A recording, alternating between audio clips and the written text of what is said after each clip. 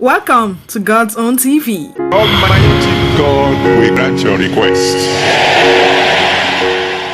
Video of Cubana, E-Money, other wealthy elite, attending Pastor Jerry Aze's birthday party raises eyebrows.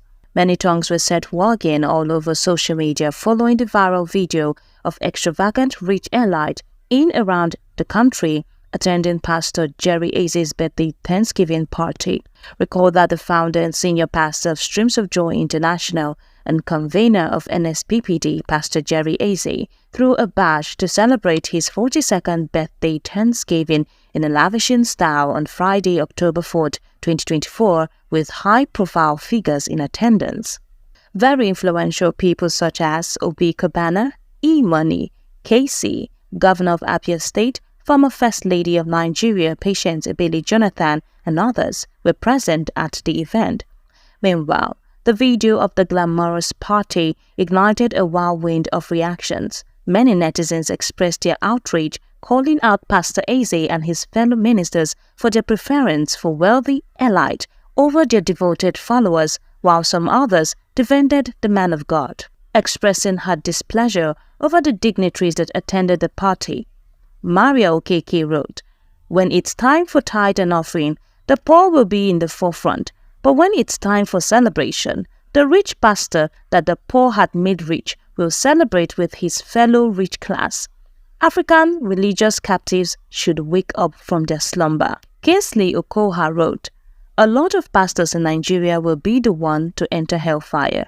How can you leave all the poor people in your church and be with billionaires who have never come to your church one day except online, be celebrating your birthday as pastor?" Paul Ezerioha, who also criticized the man of God, wrote, "Our so-called pastors of nowadays are no longer living a Christ-like life. They now live a worldly life. I can never forget T.B. Joshua of blessed memory. He lived a Christ-like life, very simple life. He never went to countries like America, London, or Australia to preach.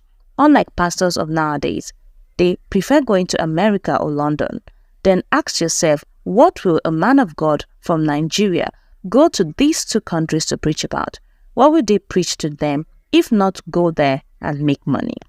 On the other hand, Peter Grains, who spoke in defense of the man of God, wrote, "A lot of people talk not because they care about the poor, but because they are jealous or covetous. Funny also how those who make the loudest noise aren't those who give tithe and offerings.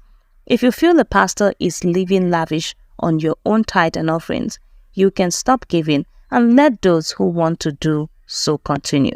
Princess Briggs also wrote, "Whatever you do, people will talk." When he celebrated his birthday by building and giving away houses for widows and sponsoring startup bees for the youth with 100 million, naysayers no talk. Then he is celebrated and celebrities, HNIS, government officials and the rest comes and they quickly raise eyebrows. Abeg, make them shift. PJ is to be celebrated globally. He is a great emoji. Clef St. Louis, who replied another netizen after he accused PJ for not inviting his gullible members, wrote, "Change the way you think. Don't criticize what you don't know." Pastor Jerry, in one of his prayer sessions, mentioned his birthday and invited everyone. Some people choose not to go, and you blame the pastor for celebrating with people that chooses to celebrate him. Wow, what a mentality. It would have been a problem if some people were sent out of the venue, but so far, no such report has been heard. So why blame the pastor?